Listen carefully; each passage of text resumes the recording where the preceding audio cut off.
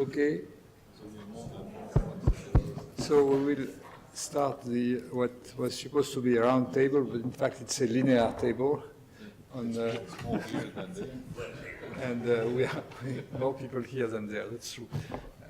So the idea is to discuss the future of quantum information, quantum technology in general, and try to answer some specific questions. So maybe I can start by asking a question, asking your ideas about that. What do you think would be the first application which will come to the market about all what we were talking about? Will it be clocks or probes doing some kind of quantum probing, or some kind of computer or simulator? What do you think would be the first realistic application? Cryptography, yes. Maybe. I guess the people at the National Security Agency know more about this than we do. They aren't going to tell us. Yeah, but they're not going to tell us. But I think, maybe cryptography, but I'm not sure it's very difficult to get. Well, my guess is it's going to be quantum repeaters, because for quantum communication, I don't know so much about the quantum cryptography, but in any case, when you want to relay quantum information, you need to have a repeater, because classical communication systems work with repeaters every few hundred kilometers or so. And here we know that we cannot, these are Nicolas Gisin's experiments, go over stretches of maybe 100 kilometers. And then you would have to relay the system, which usually works with entanglement swapping, and there's a few approaches that are not exactly ripe yet for a market, but within the next 3 or 4 years, I expect that to happen. But there's already companies that have the equipment that they sell. This is fiber lasers, this is fiber optics, and all the stuff, photonics essentially, that now goes into the realm of quantum photonics. I'm sure this is going to be first. But this will be the goal will be to do quantum cryptography over long distances, or it's over one long of distances, the goals. of course, yes. Okay. Mm-hmm. And because quantum cryptography is only one thing, but for me, I think it's much more valuable than this, because once you can relay quantum information, then you can do quantum networking, and then you can just do distributed quantum information processing. If you really come up with the error correction, it's another bit. It has so many applications that you can do remote sensing in the quantum way. I think that there's plenty of things to be done. Well, I think I disagree a bit. I think the individual magnetic probes, like NV centers, and will have very, very quickly applications for nanomagnetism, or picomagnetism, or femtomagnetism. That's right. Yeah. It's another domain. I mean, Nevertheless, most of these probes don't use entanglement. They just use the sensitivity of quantum systems to external fields. Exactly. But they don't use the concepts of quantum information and quantum entanglement. That's why I'm saying the quantum repeaters, they use that concept of entanglement swapping. Arnaud? So I have the feeling that we are kind of biased concerning what we call applications, and I think that links to what now came up as a question. Is that a quantum technology application if you have a magnetic field probe or not? So I'm actually an editor of a book series, Quantum Science and Technology, and was supposed to review a book proposal, and it was somebody from Poland wanting to write about quantum technologies, and had a large number of quantum standards and these things which he considers as quantum technology. So I think that when it comes to these applications, then there are many more that could be considered as being an application of quantum technology. I think this is a question of the definition. Of course, everything is quantum. If you take an atomic clock, it's quantum in the sense of what we call, quote-unquote, the first quantum revolution. Now, if you use squeeze states or entangled states in your atomic clock, then it's quantum technology. So this brings me to the second question, since we have two clock specialists here. Now, clocks have a precision of about 1 second over the edge of the universe, and there are still place for improvement. If we use, for instance, large number of squeezed atoms in squeezed states or in entangled states. What could be the application, the practical application of clocks which have this kind of sensitivity? That's 1 second or better than 1 second over the edge of the universe. Maybe Christophe, could you say something about that? Well, it's a difficult question. Actually, people have always tried to improve the precision of clocks since millennia, right? So, your question is more specifically what spin squeezing or quantum states, quantum engineer states can bring to clocks. I think even the classical quantum clocks, I mean, the clocks that works with square root of n, have still a good margin of progression. People like Juni, and I don't know about you, Dave, don't think there is fundamental limit. People improve the laser, I mean the local oscillator. One of the important limits is the quality of the laser that you are using for interrogating the atoms. And this is making very nice progress right now, actually. And so then on top of this, it remains to be shown that you can improve with this quantum technology beyond the demonstration phase, where that Dave have shown today, that you can go beyond the best clock that people are making with the quantum, first quantum revolution, not the second one, but the first quantum devices, because it's very easy to put more atoms in an optical lattice to gain, square root of this number. You can work with large numbers. And so the combination of both is really a challenge because of the fragility of this quantum coherence and make long interaction times. So combining long interaction times with the preservation of the coherence, which is also very important for all this quantum information, is really a challenge that must be tackled. Yeah, but you did not answer the question. No. What could be the uses of that? Of course, we know that clocks have been improved for navigation, for triangulation. The GPS has now a precision of better than 1 meter. If this kind of clock, you could reach a precision of 1 millimeter, 1 micrometer. What would be useful for? Yeah, then you are useful for probing the Earth's gravitational field. Yes. And so you reverse the game instead of compensating. When you compare two clocks, first of all, I should say that a clock in itself is not useful unless you compare it to another clock.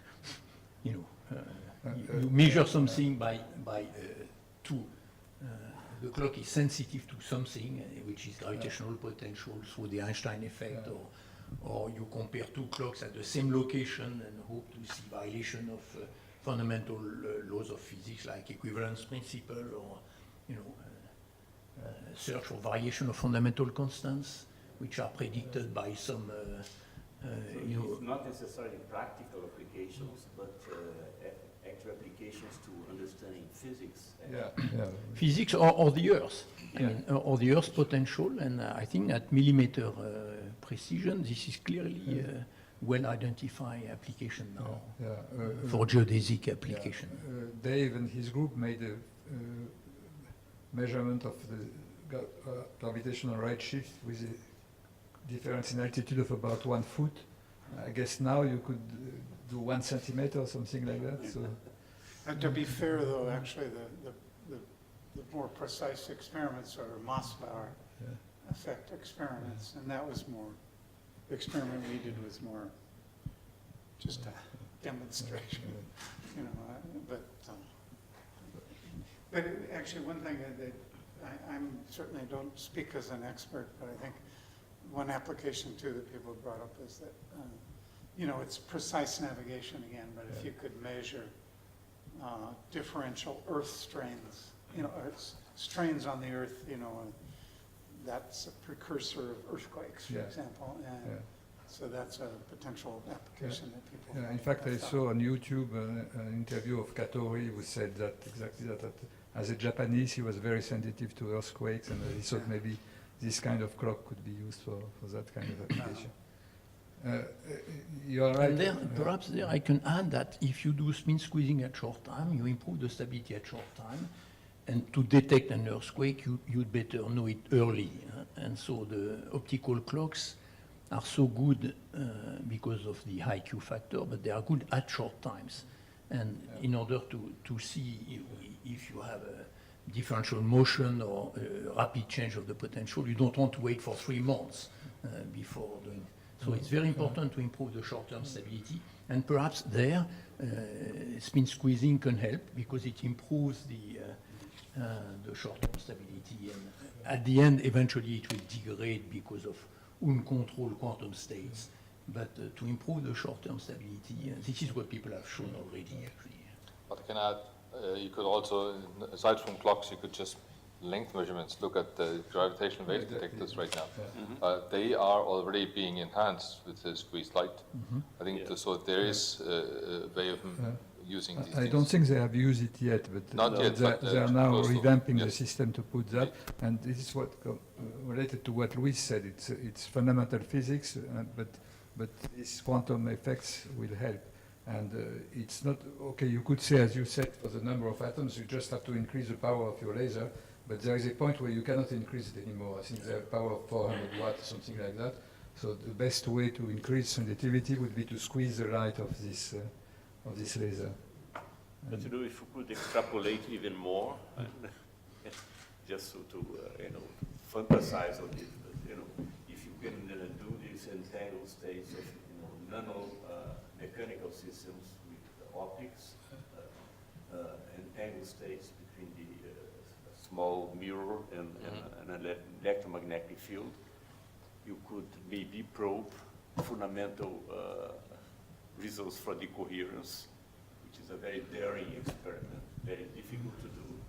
But if you get some answer to that would be amazing, because that would be a way to probe the effect of space-time on quantum mechanics using low energies.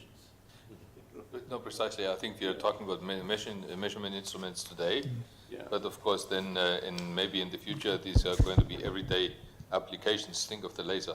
When this was invented, nobody knew how to use it. Yeah.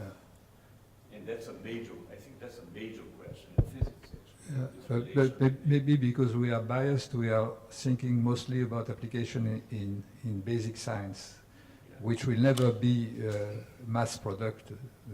I disagree. The point simply is we are looking, Arthur Scholl and the guys, they were thinking about building a maser. For the maser, I think it was very clear, but for the laser, it was not so obvious what's the immediate application. And when you see, once you have a tool, this kind of a quality, and this kind of a measurement procedure, you can have, all of a sudden, the applications will be there. So I do not think we're biased here. No, but the application will be there, but we cannot predict them. You quote the example of the laser, but you could quote the example of the computer when this guy in the Watson, IBM, yes, Watson, IBM, said it, there will be a use for 5 computers in the There are world. 5 computers in the world. Yes, I know. But this is exactly So the point. we have So, to be better than that, I as think. Paul said, nothing is so difficult to predict as the future. Yeah, that's true. I always give as an example, there was a World Fair in Paris in 1900, and people were asked, and this World Fair was about progress of science, and people were asked what would be the world like in the year 2000, that is about now, and postcards were edited, and they are ridiculous. Nobody had predicted anything of what has happened. They were just extrapolating the technology of the year 1900. Well, there is this famous sentence by Niels Bohr, right?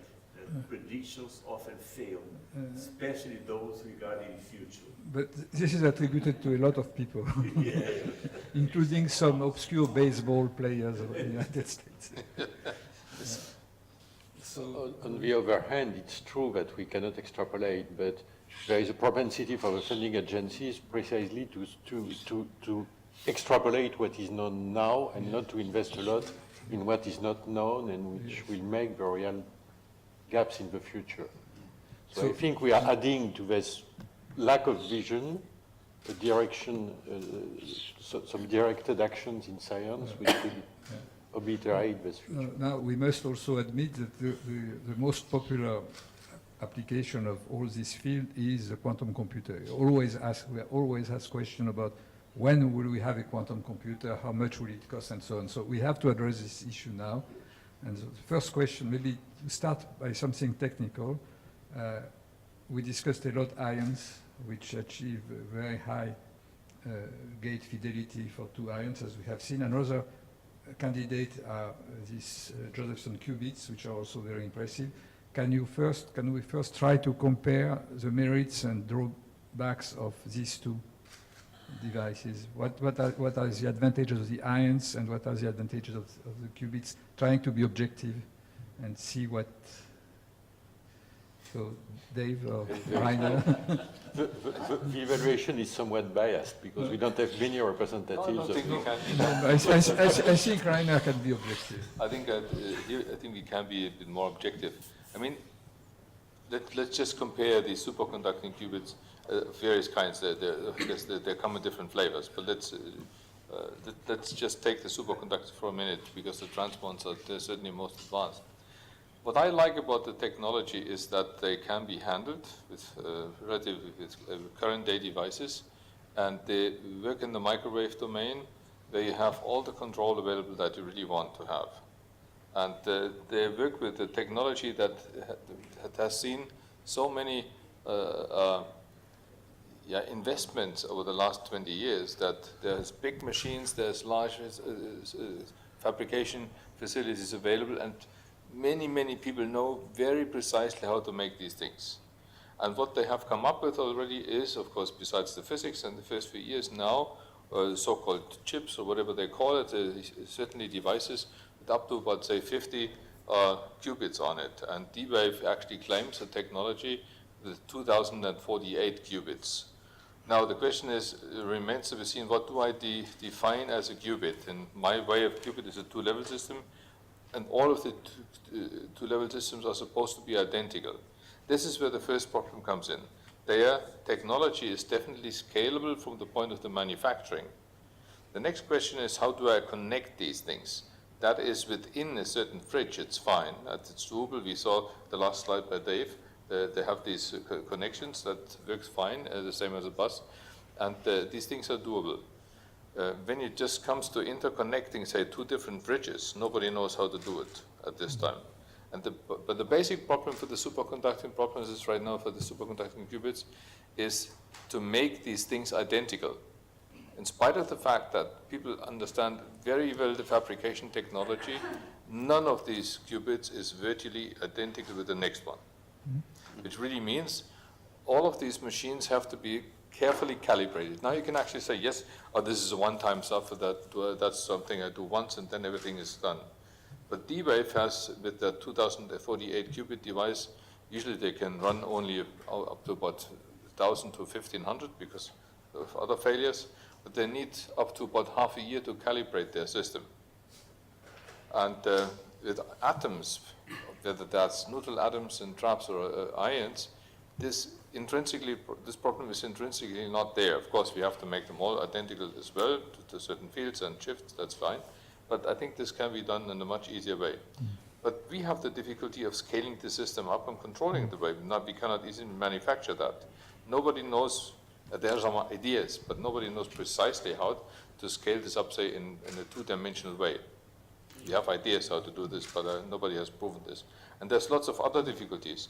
So we face all of these difficulties. At this time, I would say it's a tie.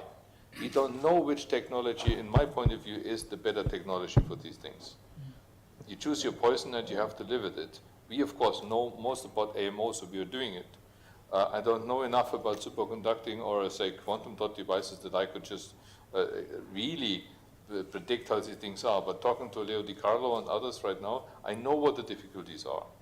And they have more difficulties in the protocols, for example, implementing error correction procedures. In spite of the fact that some of the error correction procedures in Rob Shirkoff, the cat state stuff, works fine, but this is not scalable. And there's many aspects. It's very hard to compare. I could go on for an hour and a half on this. At this time, I would really say it's open. And in fact, it may well be that we come up with even a hybrid device. Or tomorrow a bright student comes up with a crazy idea, and the qubits work in a scalable way, hundreds and thousands, and all the other ideas are dead. I would jump immediately to another technology if I had one. So I'm not in preference of one or the other technology. My only preference is I have a lab full of equipment, so I cannot switch things easily unless you pay me for it. want to add something? Well, I guess I would agree with all the above. I mean, I don't think we can say. I mean, you know, the ions have certain advantages. For example, the coherence times are very long. They're, at least at this stage, they're slower, which is a disadvantage. But, you know, in terms of scalability, I mean, we know all the headaches about trying to scale up a laser system, but when I see pictures of, you know, John Martinez's 48-bit machine, whatever Yes. it is, I mean, that's a very complicated It's a very complicated device. machine. So I don't think there's any obvious. So, And scaling lasers, I'm not afraid of this. All of the solid state physicists are usually saying this is a huge beast. No, it's not. so There is perhaps one question we can answer. You asked us in the beginning, what would be the first commercial application of quantum? We can perhaps say what will be the last, a commercial factoring machine. no, that was my question. Even if you have one, what will you do with it? What I would do with it? Yes. Oh, yes, I can answer that question. No, what, a computer? Okay. If I had a full-blown universal quantum computer, but of course, there's always limits to all of these machines. Then it depends on what your machine can ultimately do. Yeah.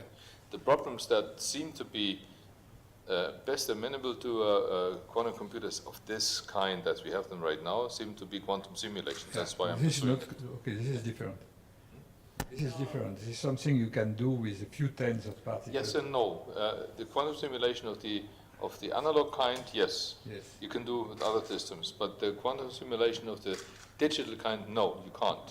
For this, you have to have control. And here is there's where really some of the advantages come in. Right now, we are thinking about so-called hybrid devices.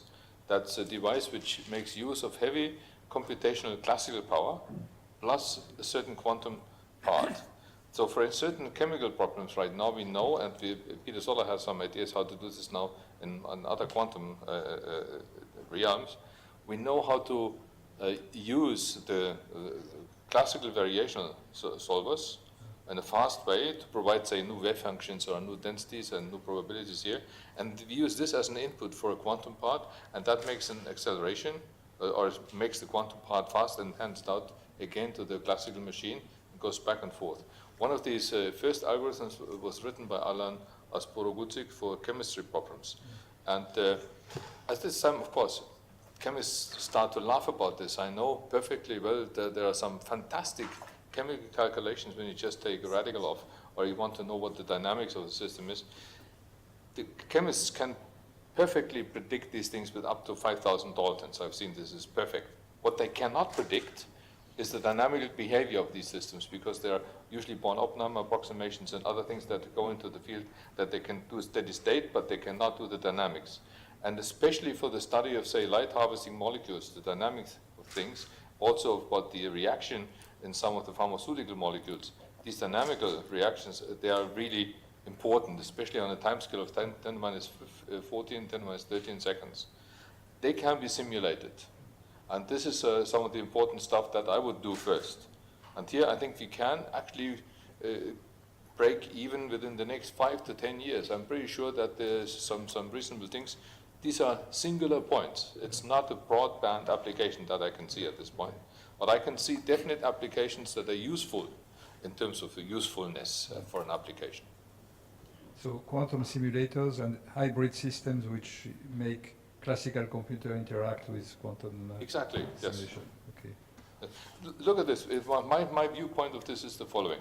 When you just think back about 15, 20 years, even 30 years, we had the first microprocessors, and then there used to be so-called coprocessors. And nowadays, nobody thinks about this. It's all integrated in one of these microprocessors. But they did the numerical stuff. Quantum computers are only good for certain things, not for everything. I would use them as a coprocessor, and if I have these hybrid devices, then in the end, there's just a part that, for instance, that does fast Fourier transforms in a different way, or this hybrid optimization. I could imagine quite a few of these things. And personally, I think it's not the number crunching in the end that really makes the business. The business is going to be made by smaller devices. Think of the stuff, you know, Dave and his group, they have prepared so many non-classical states for metrology things. That's where most of the stuff is going to be used, quantum technology, even quantum computers. Nobody knows that every household machine, like a coffee maker, like a dishwasher, they all have microprocessors. These microprocessors are fairly dumb as compared to computers, but we don't need more. And the question is, can I use now quantum devices, small quantum devices with very few qubits to enhance certain techniques that are way beyond what I do with the classical device? That's what the world needs. Probably don't need so much these factoring machines that are number crunching. But I would like to say, I mean, I'm in the camp where I think the real long-term application is going to be simulation. Yeah. And that I think, you know, as it's been pointed out, I mean, those problems are a lot simpler than a factoring machine. And I tried to say in my talk, I think, well, I'll give you one example. As I serve on a committee with Peter Shore, he says that, you know, the theorists are developing these quantum-resistant codes, and he will say that, as far as he knows, a quantum computer won't help you crack those codes. Now, he says he has to say in the same breath he's not sure that's true, but as far as he knows, a quantum computer wouldn't help with crack these new codes. So I don't, at least I feel that's not going to be the long-term application. In fact, if the quantum simulator that was Feynman's idea. When you talk about Feynman and this stuff, he was thinking about a quantum simulator, not a real quantum computer. You know, 60% of the world's today computer power is used for chemical calculations. 60%. Yeah. Think of all the power that's behind that. You mean power in terms of what? Screensavers. No, this is done mostly for chemical simulations, for finding new materials, for studying what happens if people don't do this in chemistry anymore, that they sit there and do thousands of reactions and study them. They just do this in the computer. So a more provocative question: when do you think what we just said will become common wisdom and people will stop talking about the universal quantum computer? As a factoring machine. As a machine that you could buy and would be fantastic and would overcome all classical computers. We stop saying. I don't think this is going to happen so easily. The reason for that is simply, as far as I personally see this from talking to many journalists, people, and giving public talks. Everybody knows these days what a computer is. Everybody has their laptops and whatever's a smartphone and things. Now this is a wonderful machine, and the quantum computer is going to be way beyond that as enhancing this. This is the wrong conception. You have to tell people a quantum computer can do certain problems very nicely, but not everything. Why should I use my quantum computer to give a PowerPoint presentation? This would be, I would never do that, or for a word file. Yeah? It's never going to replace a I classic. think the kind of problem I had today will be multiplied by a factor 1,000. Yeah. So I don't know. The point, this misconception comes from the fact that we use the word computer for this. Yeah. It's a quantum enhancement, whatever you call it. I think this is in the world, and people think like that. We just have to make sure that we do not feed the hype and do not overly do that. I rather want to be honest and tell them, yes, we can do quite a few things that are beyond what we can do today once we have these machines, but not everything. Come on, it's not something that replaces a computer. Maybe a question for Luis. All this, I think this physics of quantum information in general is very useful beyond the quantum computer, because we learn a lot about the quantum complexity. What is entanglement? How can you define it? In which physics is it important or essential? Can you say a few words about trying to quantify complexity in quantum systems and what we have learned from all this physics? I think we actually got a very interdisciplinary in which, which helps people from computer science and also people from quantum physics. It's a new language. I think that was one of the advances, that we got a language that we can talk with people from other areas, because, qubits show up in condensed matter physics. People from computer science now, they're talking about qubits in mathematical terms. So it becomes a universal language that we did not have before. So it helps communication, and it helps to formulate new problems as well. So that's one thing. The other thing is that I think we learned also some subtle things about quantum physics regarding, for instance, entanglement, classification of entangled states. Extremely non-trivial, actually. Even the measure of entanglement, it involves mathematical operations, which some mathematicians knew before us, semi-groups and these complete positive transformations, and we discovered that, and we have now physical examples of the usefulness of those concepts. Actually, you can measure entanglement using this kind of transformations, which are not completely positive, and that detects entanglement. So these are new things we learn about physics. Generally, many-body physics. Yeah, many-body physics. So it's really new different concepts actually have appeared. Want to make some comments about that? Well, I can make a comment on the quantum simulation part, and the one that is done with cold atoms, for instance, atoms in optical lattices and so forth. We clearly see that the classical computers are hitting their limits for the time evolution of a few hundred particles delocalized on the lattice. So I expect this frontier to make large progress with the new experimental control that people have now in these systems. And we already see that even the quantum problems, quantum many-body problems solved on a classical computer have improved methods, improved variational methods, improved techniques, which are a direct consequence of new problems which are raised by the control of many particles, many interacting particles. And so this has a really positive aspect, with the hope that indeed in the future people will prepare better materials, with materials instead of doing chemistry to understand the new properties, but try to design new materials from scratch, from the fundamental interactions, between particles. So about this simulation, I think there are big challenges there, which is, of course, you showed in your talk some demonstrations. But the question is, when will you be able actually to solve, problems like, quantum field theory, which in the non-perturbative regime, I think that we cannot deal with classical computers, and in principle one could use quantum computers to do that, but of course there are problems with the coherence and control. But if we could do that, of course that would teach us some new things about nature. I personally think this is one of the realms, but this is baby steps that we are doing right now. We are trying to learn, and of course we have to do them before we can really go to these very serious problems. I mean, the lattice case theory, that this is a toy problem, this is one-dimensional toy problem. Even in 2 dimensions, this is barely doable, and we know it's not doable in 3 dimensions, at least not with the approach that we have right now. And so there's a few things, but it also gives theorists a new incentive to think about these things, and some of the ideas were not available 5 years ago.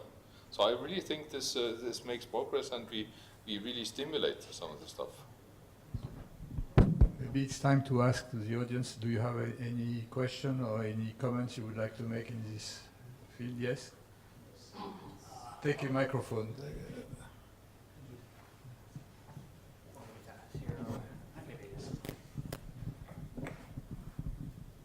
So, Professor, good afternoon. So I want to ask 2 questions right now. One of the questions is that right now it seems that quantum clock is the most stable timing system. So is it possible that some of the professors might mention about detecting a nuclear disaster before real things happen? So what about coming down to size into a personal watch? Is it possible to do that? And also that I want to ask about quantum computing. Is it possible to use it in biomedical field? Because especially in human body, in those kind of system, is kind of very complex. And it seems that quantum computing is a very suitable tools in doing those kind of, to compute those kind of problems. So would like to hear your comments. Thank you. What's the last I question? did not get the last. Biomedical. Biomedical field, like right now, the human has a lot of problematic factors, and sometimes doctor didn't count into their decisions. Biomedical? Yeah, I would like to mention that MRI, which increased our life expectancy by more than 15 years, is a direct application of a quantum. It's quantum technology, because it's based on the nuclear spins dancing, quantum dancing in the fields. It's based on superconducting magnets, so it's a fully quantum technology. It doesn't exploit superposition, or beyond the spin level. It doesn't exploit, certainly, entanglement, but there is quantum in medicine today. Most medical doctors don't know. Yeah, I was actually thinking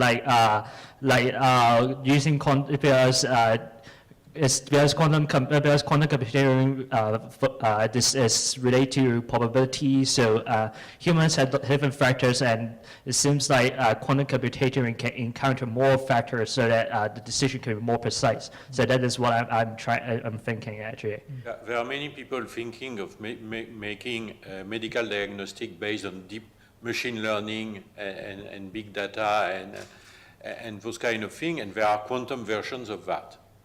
That they could be practically used is not within sight, I would say. Because classical computers are very good at machine learning already. So it's There will margin be, for in the improvement. future, there will be great progress in medical diagnosis and medical examination based on artificial intelligence, but this is classical machines for the time being. And I think the first question you asked was about miniaturization of atomic clocks. Yeah. Yes. So can you answer? So the answer is, why do you need that? Because those clocks are 1 second over the age of the universe, which is much longer than your life expectancy. I'm sorry for that, but Yeah, to my oh, you are young. Yeah, because to my point of view, as a person use a watch, mechanical watch easily dies out if I didn't wear sometimes. And for electronic watch, it's easy to have some kind of problems as well. It seems that atomic clock is more stable, and it sounds, Take a good quartz clock, it's 1 second per year. No, And it would be very enough. But we can add that NIST has developed very miniature atomic clocks, actually, that can be found on the market. Actually, Symmetricom is selling those now for kind of $1,000 or $1,000. Yeah, one thing I commented, I mean, this is called a chip scale Chip atomic scale, clock. But you might ask what is the use of all this, because you get the clock, you get the time through microwaves, and your computer has an exact time from an atomic clock, which is somewhere else in the cloud. But that's Yeah, but There's some watches that are radio controlled that have that anyway. when you say that, Serge, I mean, one application is from the military where they want autonomous clocks, so they don't want to derive synchronization from some external source. So this chip scale atomic clock, the actual atom part of the clock is, they talk about size of a grain of rice, and certainly you could say that about our ion clocks, but the thing that costs in terms of space and so on is the power you need and the ancillary equipment to be able to probe this small chamber of atoms or ions. So I think that's the limit. And the other thing I think that you were saying is most of us don't need time better than a minute per month or something.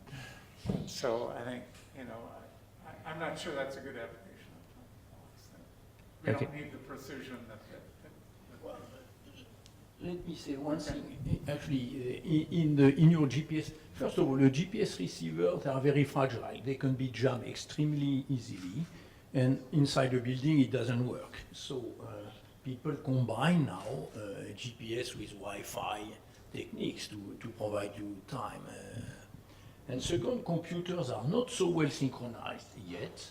And there are new protocols, because computers, they send a synchronization protocol to other computers, you know, and so they do not need fantastic synchronization, but there are people are working now on a few nanosecond synchronization between computers, mostly for cloud computing, because it takes time each time to synchronize computer 1 with computer 1000, and so people have realized that this was losing capacity, so this will develop also. I hear the best market for clocks right now, for high precision clocks, is high speed trading.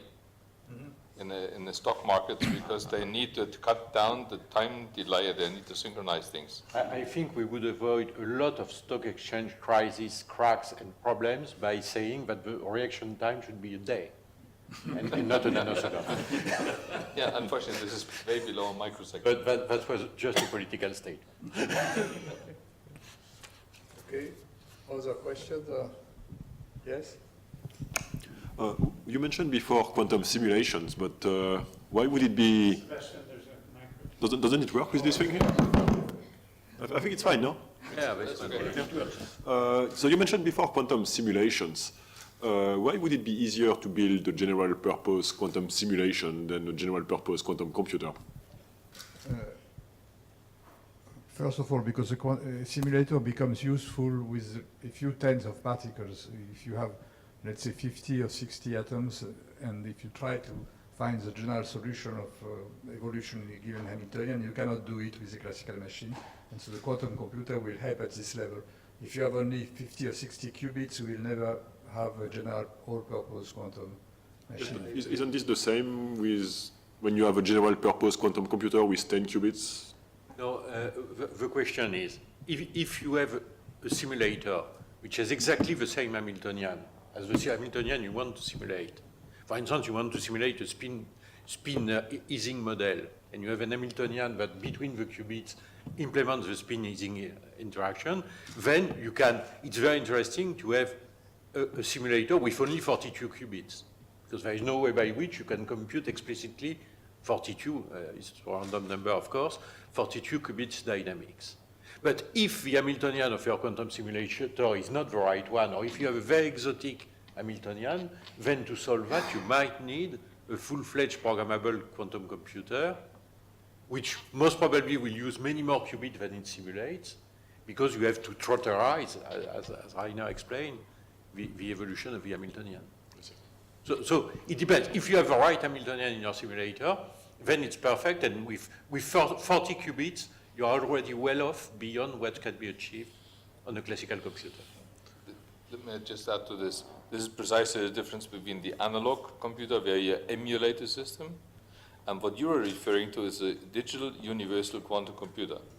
If you have that, then of course there's no difference at all. On the other hand, even with a universal quantum computer of, say a limited number of qubits, which is not able to do the full-blown number crunching for factoring, you could still do some real-world simulations. So there's a wide area. Okay, thank you. And another question. A typical problem with a general-purpose quantum computer is the gate fidelity. Is it also a problem in quantum simulations, or does the lack of fidelity tend to model also the process that you're trying to simulate? Of course, it's the same problem also in simulations everywhere. The point simply is, if you go to the universal simulations, which require eventually the application of quantum error correction, then the gate fidelity, of course, goes immediately in there, because the error threshold that you need depends on this gate fidelity.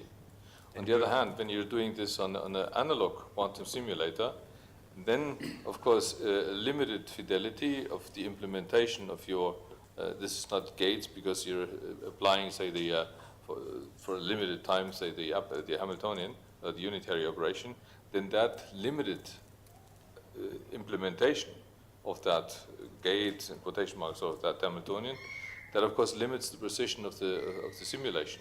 And then of course you have to deal with how well does my quantum simulator actually do the result? That's a verification or validation problem. Actually, Sorry.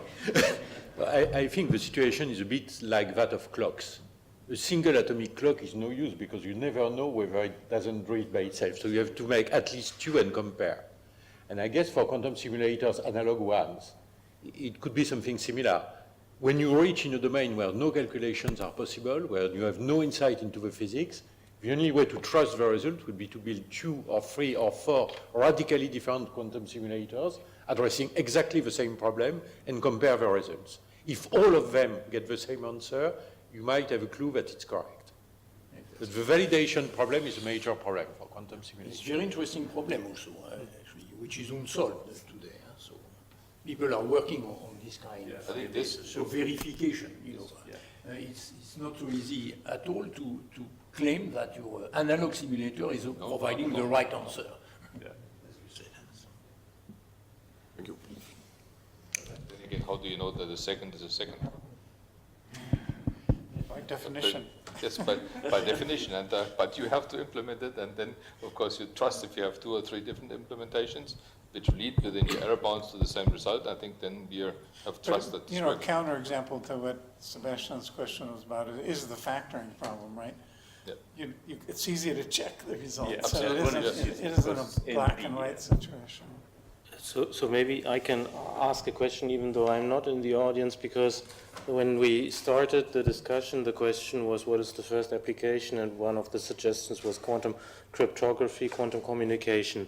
And one thing that I still didn't fully get is to what extent quantum communication is really interesting for the military applications, because we're also saying that there's a lot of military research, because it's a node-to-node system, so you can very easily destroy a quantum communication line. It's not, I mean, the internet was precisely invented to be tolerant against failure of nodes, whereas quantum cryptography is very susceptible to failure of nodes because it's just a direct connection. You don't have an internet in that sense, right? And the other question is about quantum cryptography.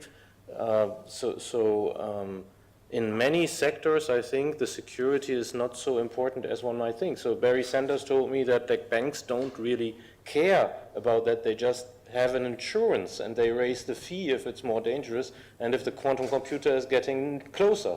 So what I would like to know is whether you have more information about really, first of all, the military interest in quantum communication, and then like the economical interest in quantum cryptography. I can say, I just remarked that, maybe David could say something, but I remarked that, the National Security Agency in the United States has reduced the investments on quantum cryptography. Yes. So I know that, but, I don't know what that means precisely, but it's true. They're putting less money on that now. Well, it could be, I mean, and again, I don't speak as an expert, but I mentioned in speaking to Peter Shore that the theorists are developing these quantum resistant codes, and even he will say, as far as he knows, the quantum computer won't help crack those codes in the way it does RSA, for example. So it's not clear that, they'll be fine with classical cryptography, maybe a modified version in the future. The question you're asking is there a market for this kind of thing? It seems doubtful for the time being, I guess. I think you're all not paranoid enough. For There's banks, enough for paranoid instance, people. The idea is that they should be secure over a very limited time. The time between they decide to put the order and the time the order is executed, which is minutes. And RSA is perfectly secure for minutes. Everybody knows that it cannot be factored on minutes on any computer. So it's the long-term security that quantum cryptography proceeds, and I don't think banks are interested in this long-term security. Military is most probably not neither. But certainly the intelligence agencies are, right? No, but Their time scale is decades. well, I heard somebody from some intelligence agency a long time ago saying, we know that it won't be useful, but we don't want the English to have it first. That's exactly what I said. We all are not paranoid enough to think about these things in these terms. There's going to be a little market for it, and they are going to pay whatever it needs. You mean as scientists we are relying on the paranoia of people who are giving money? I'm really sarcastic about that. Okay, so So maybe yeah, another. yeah, I Yeah. just want to comment on the application of quantum simulation. So there are material scientists. We have two methods to do material simulation. So one is ab initio, and the other is molecular dynamics. So in ab initio, there are like 5 to 6 commonly used algorithms. So Professor Blanc just mentioned a hybrid machine. So that one, they do experiment on couple cluster algorithm. So couple cluster usually used by chemists because that algorithm is very high precision, but takes a lot of computation effort. So couple cluster, because the mathematic expression is in exponential form, so you can rewrite the exponential form into matrix form. Once you have a matrix form, then you can decompose into qubits, quantum gates form. So that's why people know how to do quantum circuit with those quantum gates and perform a couple cluster algorithm. So that's why they can do experiments to measure the potential function between the hydrogen, 4 hydrogen molecules. However, that is for chemists. So like me, I'm doing like structural material. So we are more like working on periodic questions. So for periodic questions, we usually, for ab initio, we have 5 to 6 different algorithms. Couple cluster only one of them. The other one is density functional theory. So for density functional theory, we need to solve the electron density. But the problem now is we don't know how to decompose the Hartree-Fock into qubit gate, quantum gates. So once we don't know how to decompose into quantum gates. So that's why we don't know how to draw the quantum circuit. So we don't know how to perform density functional theory on quantum computer. So that is a problem. So if someone can solve this scientific issue, then that will be a very, very, very useful in material research simulation because I just mentioned we have ab initio. The other one is molecular dynamics. So we have like countless chemicals in our Earth, but molecular dynamics is very limited in industry, not widely used like finite elements. Like every company, like mechanical company, has use finite elements, but not molecular dynamics, because for molecular dynamics, there are only hundreds of potential functions can be used so far, because we just don't have the potential function for simulation. So only like large companies like Intel, they will have people working on molecular dynamics. So this method is very constrained by the potential function. So the question is where this potential function for molecular dynamics coming from? It actually coming from fitted by ab initio function, but ab initio method takes too much computation effort. So like me, I need to pay the second largest supercomputing center in China from a project to rent their computational hours. So there are two things here. So if someone can solve the issue how to decompose Hartree-Fock into quantum circuit, so this is the first one. The second one, we need a very reliable quantum computer. So once these two issues are solved, I think like Oak Ridge has the largest supercomputing centers in US. So they are competing with China. So I think all the supercomputing centers, they need to change to quantum computer centers once we solve these two issues. So I think we are like, there are like a huge application on quantum simulation. So I just want to comment this. I agree with you. No questions asked. No, but this is a long way off. I mean, the point simply is we have to first make these systems big enough and reliable enough. And then I'm not so much worrying about how to recast things in hard refoc in Yeah, I think that one will think that can be coming done. soon, very soon. yes, I think there's people working on that. Yeah. But and there's hybrid methods to do this, but we are still lacking the hardware.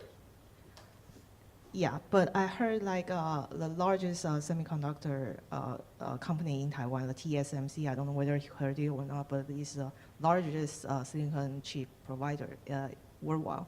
So I heard they are interested in Who is this? TSMC. It's a company name, yeah. Yeah. Sure. Yes. I think it's time to wrap up this. Do you have a question? Thank you all for being here today.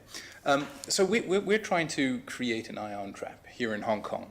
And we found that the barrier to entry is actually quite high in cost because we're unfunded. Do you think it would be possible if you guys could potentially maybe your circuitry, the stuff that you create, would it be possible to like maybe open source it, keep it available to the public, that sort of thing, make it more available so that like folks like us, we can sort of come along and just, download your schematics, print out a board, that kind of thing. And that would make things a lot easier for us to be able to do this kind of thing. In other words, reducing the barrier to entry. I know there's a lot of complicated systems in there, but see wherever there's wiggle room, so to say. That's it for me. Dave, Rainer? Copy Reiner's trap, if you're getting going. Yeah, no, I mean, it's Reiner's what? his trap. I mean, and the reason I say, part of the reason I say that is we're thinking of fast speed and compactness, but at least to get started, Reiner's. This is a workhorse. Yeah. Let's talk about this. Okay, so thank you very much for Have having someone stayed. sitting right next to who Yes. knows exactly this. Okay, so I think we will end here. Thank you for your attention, and we hope to see you tomorrow for the second round of this workshop.